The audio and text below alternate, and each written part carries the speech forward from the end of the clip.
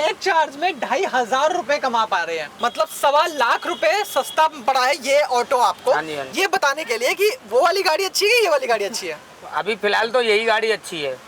तो दोस्तों हमारे साथ हैं विमलेश जी, जो दबंग का जो ये ऑटो है आप देख रहे हैं सामने, आप ग्रे कलर का ऑटो है फिलहाल, लेकिन ब्लू और वाइट कलर में भी आता है, लेकिन ग्रे कलर में भाई ने लिया है। तो ये आप ग्रे कलर का ऑटो चला रहे हैं, 1 महीने से चला रहे हैं सर? 26 मार्च से ना, तो लगभग 1 महीना होने वाला है। 1 महीना अभी मतलब 5-7 एक हफ्ते में एक महीना हो जाएगा। कैसा लग रहा है ये रिक्शा? बहुत बढ़िया लग रहा है। बहुत बढ़िया लग रहा है। बस क्या मतलब, अच्छा मेरे को चलो पहले ये बताओ, जैसे और भी कंपनियां हैं मार्केट में, बड़ी बड़ी कंपनियां भी हैं, उसके कंपेयर में ये आपने लिया क्यों? सवारी ली हैं, बढ़िया सवारी बैठती हैं, बढ़िया गाड़ी पकड़ती हैं। अच्छा सवारी कितनी बैठा लेते हो उसमें? सवारी इसमें पासिंग तो 7 सीटर है, वो हमें भी पता है, लेकिन बैठा कितना लेते हो? 10 सवारी। 10 सवारी तो 10 सवारी बैठ जाती है इसमें, और हाँ, आराम से बैठती है। आराम से बैठ जाती है। हम बात करें हमारे जो ऑटो हैं, जो ग्रीन और येलो कलर के ऑटो जो अब दिल्ली में रजिस्ट्रेशन का बंद हो गया है, वो भी पहले उसकी लिमिट 3 ही लोगों की थी, पीछे 3 बैठेगा एक आगे बैठेगा, लेकिन उसमें बैठाते कितने थे? पीछे 4, 2 अपने आजू बाजू, मतलब 5 लोग उसमें कितने 2 लोग एक्स्ट्रा ही बैठाते थे। तो इसमें भी 13 बैठ जाते हैं। हाँ बिल्कुल 13 बैठ जाते। तो यहाँ पर जो स्पेस आप देख रहे हैं, यहाँ पे स्पेस 7 की दी गई है, लेकिन 10 लोग आप बैठा पाते आराम हैं। से मतलब एक आराम से 10 लोग आराम से, अगर थोड़ा खिसट पिसट के बैठाओगे तो 12 तक बैठ जाएंगे। मतलब अगर एक बार आपने अगर रिक्शा चलाया, ऑटो चलाया, तो आपकी 120 रुपए की कमाई हो गई। और दिन में आप समझ सकते हैं आपने कितने भी मुश्किल से 10 चक्कर लगा लिए। 10 चक्कर तो लग ही जाते होंगे सर। सेक्टर 62 से 15 जाते हैं। हाँ 250 में जाती है, कम से कम 250 में आती है, 500 रुपये का चक्कर लगता है। अच्छा, चक्कर लगते हैं 5 चक्कर लगते हैं 500 रुपए के, मतलब 2500। पूरे दिन में 5 ही लगते हैं चक्कर। पूरे दिन में 5 चक्कर लगते हैं, एक चक्कर में 500 रुपए। तो कैलकुलेशन करने की जरूरत नहीं है, 2500 रुपए इस ऑटो से कमा पा रहे हैं। तो चार्ज भी बीच में करते होंगे? नहीं, एक ही चार्ज। एक चार्ज में 2500 रुपए कमा पा रहे हैं। एक चार्ज में एक दिन में 2500 रुपए कमा पा रहे हैं ई ऑटो चला के। अब तो ये समझ लीजिए एक ई ऑटो वाले की कमाई कितनी होगी। लेकिन ये फिर से बोल हर दिन का काम नहीं हो सकता, हर दिन आपको 2500 का काम हो, ये जरूरी भी नहीं है।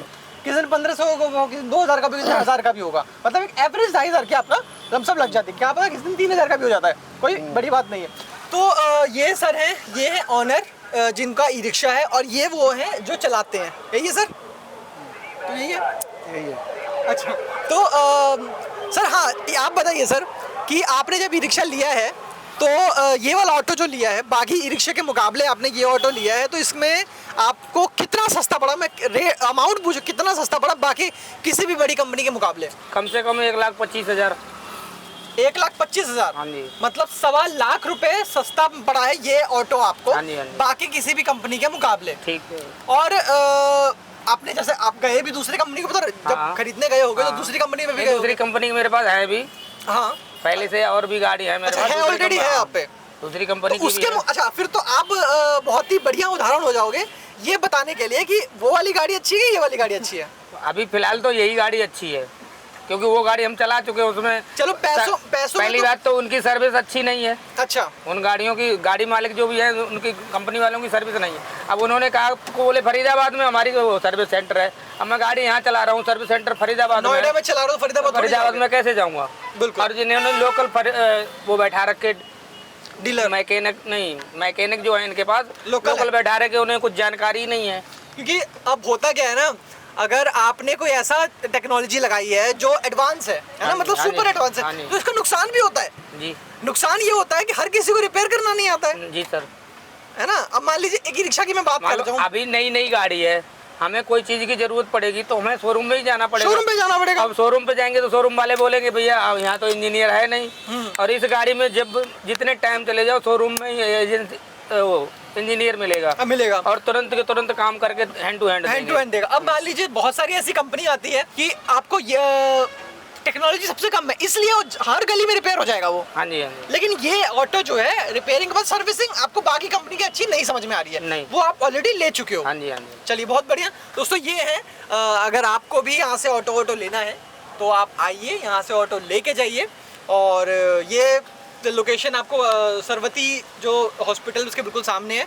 नोएडा का, ये नोएडा गौतम बुद्ध नगर का एरिया है, ठीक है। ये आसपास अगर एरिया बताना कौन सा एरिया होगा? तिगड़ी गोल चक्कर। तिगड़ी गोल चक्कर है, ठीक है। यहाँ पे आप आके अपना ऑटो बुक करा सकते हो। तो ऐसा नहीं है कि आप, मैं कहूँगा कि इस कंपनी का लो, दूसरी कंपनी का मत लो।